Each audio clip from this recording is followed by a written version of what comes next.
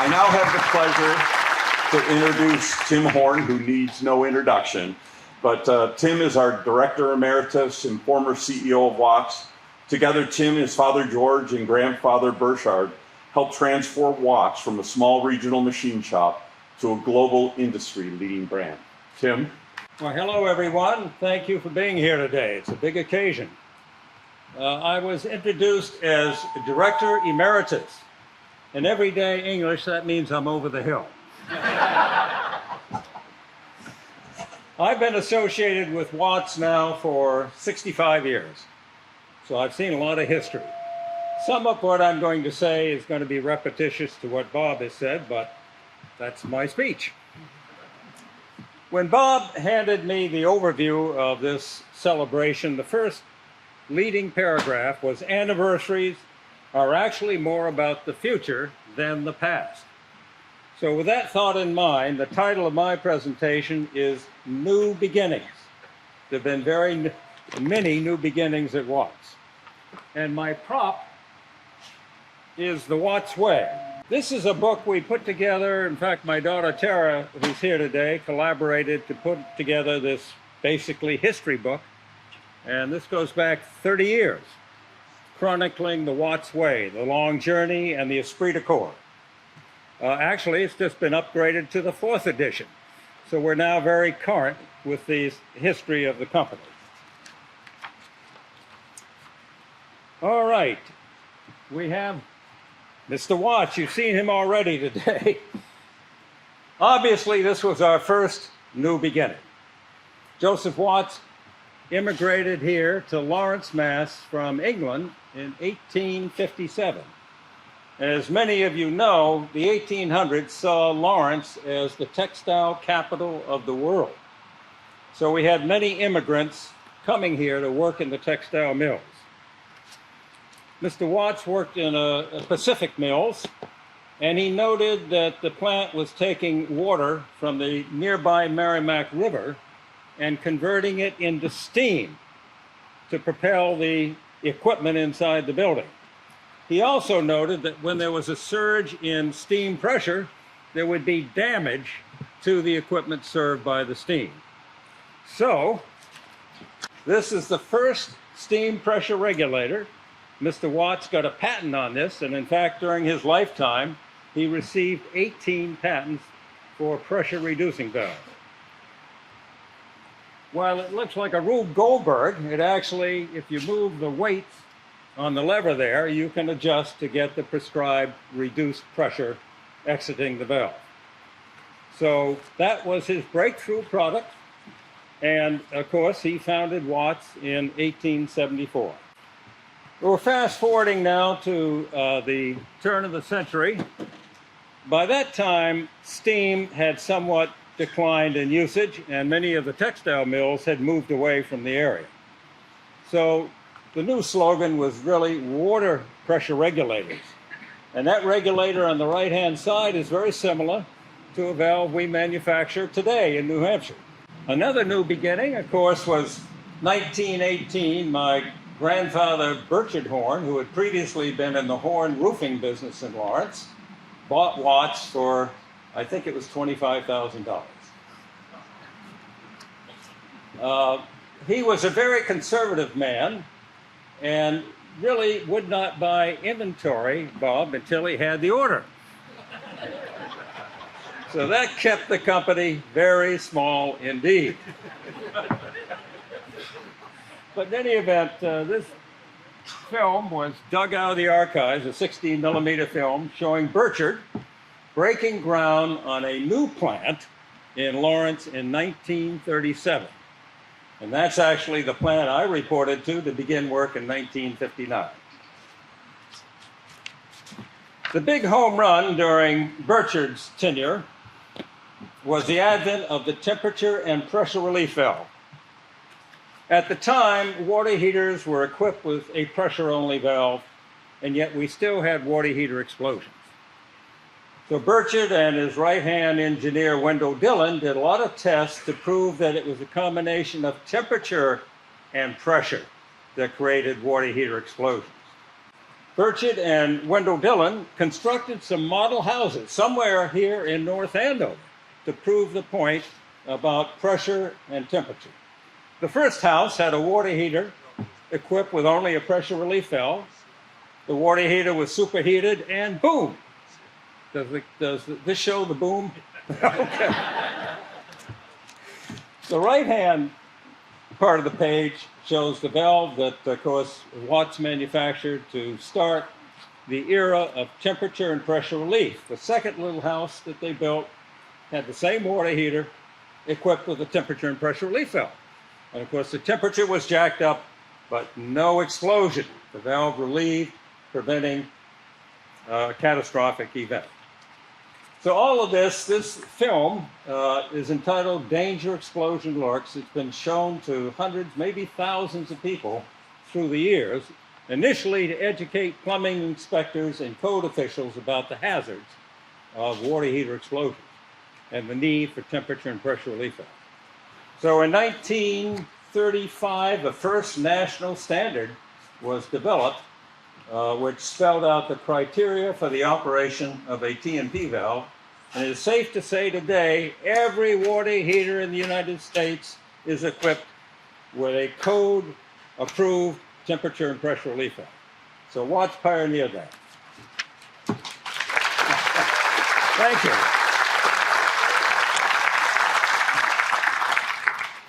Unfortunately, Burchett died in 1951 on a fishing trip in the wilds of Canada.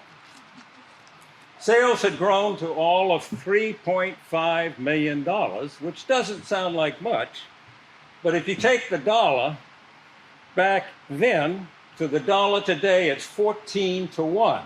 So in other words, the 3.5 million in today's dollars would be worth over $40 million.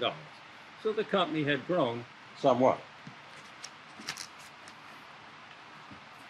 Now, my father, George Horne, he was Burchett's only son, and he took over, of course, in 1951 when Burchett died.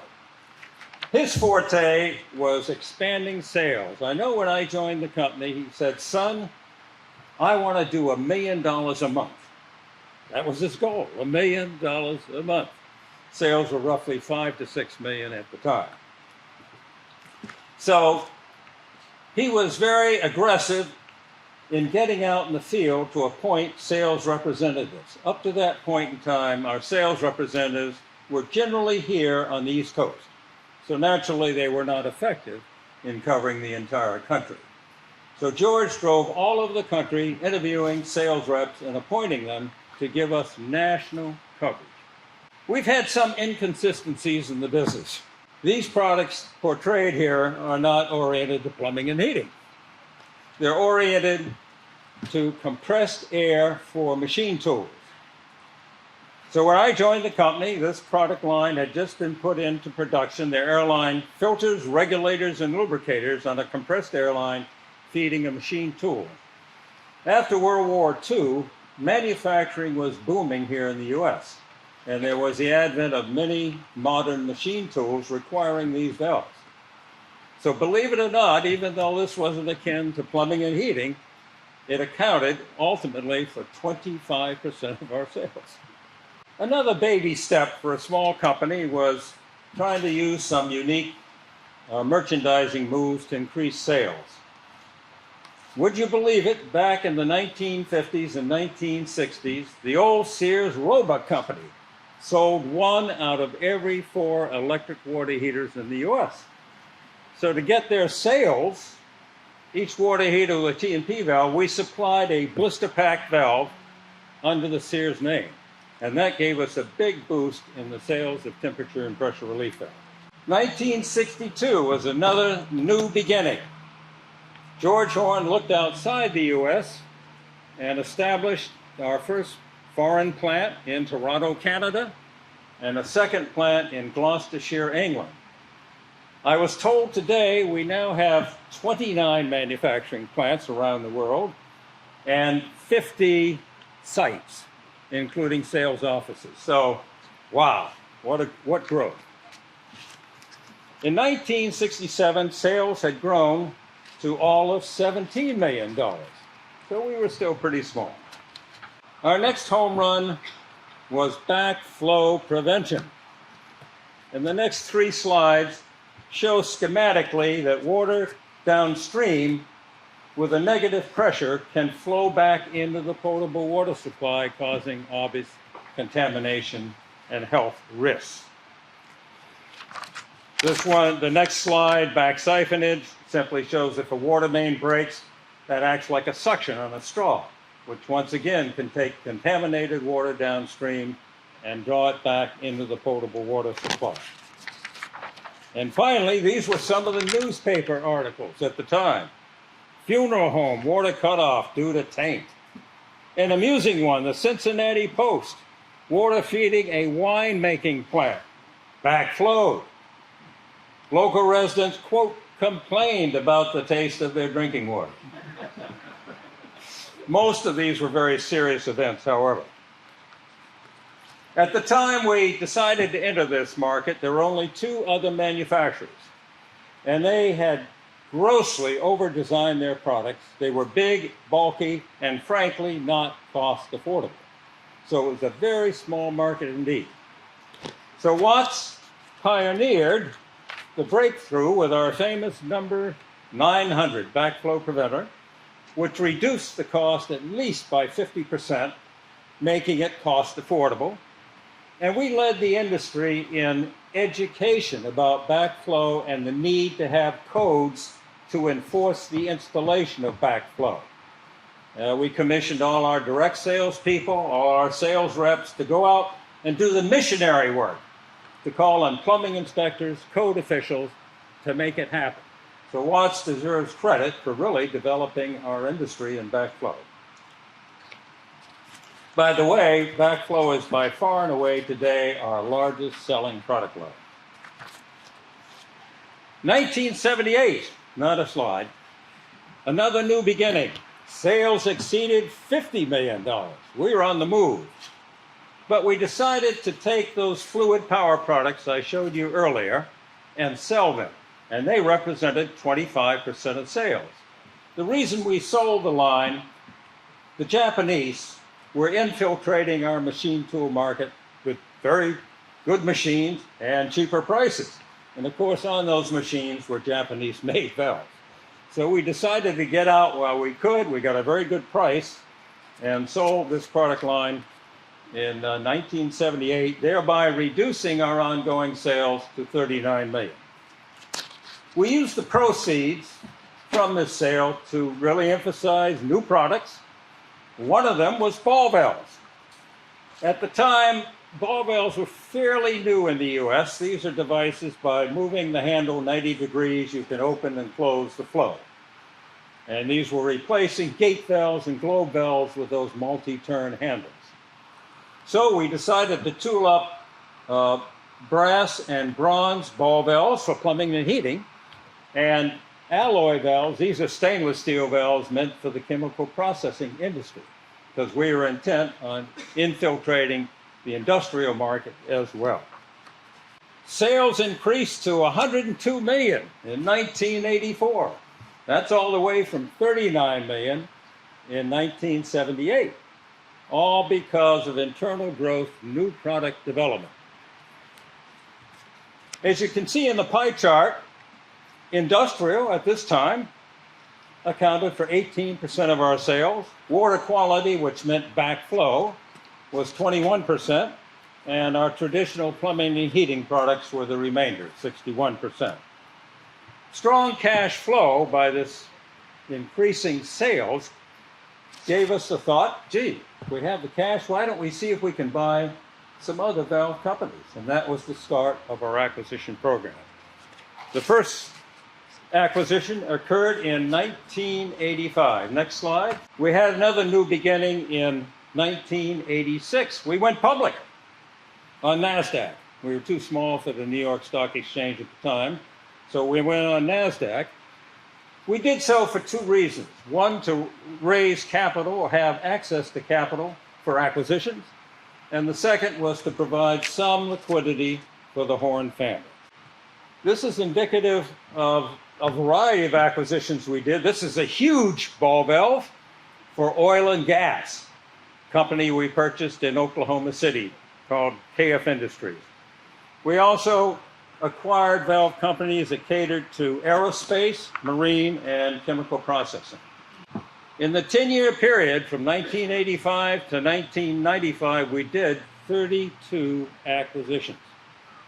And by the time I retired in 2002, we had done 50. Part of the magic of buying privately owned companies, and these were all privately held companies when we bought them, many were small, and their distribution and sales was pretty much local to where they resided. They didn't have national coverage. So we could take these products, slap the Watts label on them, and immediately give it national distribution. Big, big point. Just a quickie, another milestone, 1994, we entered China. We have a very active program there today with a nice manufacturing plant, and is the headquarters really for our Pan-Asia activities. Another milestone, 1999, sales had just about reached $800 million with all these acquisitions. We thought we were large enough to focus more on our water theme, and therefore we decided to spin off as a tax-free dividend to Watts shareholders all of the industrial valve companies, which represented 40% of our sales. So the company became known as Circor, trading on the New York Stock Exchange. So after the spin, that left us with approximately $480 million in ongoing sales. Next big event. This was indeed a very important milestone when we hired Bob in 2014. Bob brought to Watts a wealth of industry experience, and as he said today, one of the first steps was upgrading management for the challenges of the time and the future. And a second, he already said it today, renewed focus on the customer. Where does the paycheck come from?